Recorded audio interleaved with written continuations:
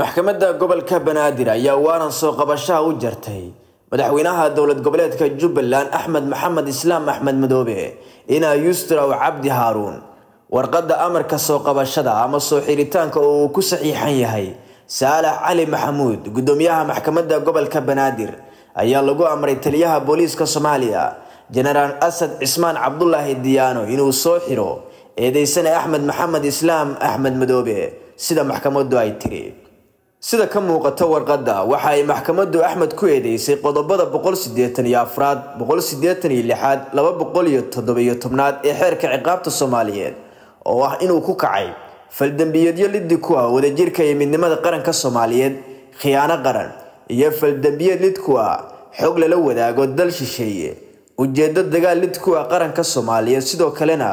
inuu ku kacay faldambiyad lid ku ah nidaamka iyo dastuurka dalka dhamaan qodobadan ciqaabtoodu waa dil toogasho iyo xabsi daayin haddii lagu helo dambiyadaasi Axmed Madoobe su'aalo badan ayaa dul taagan sida uu ku fuli karo amarka maxkamadda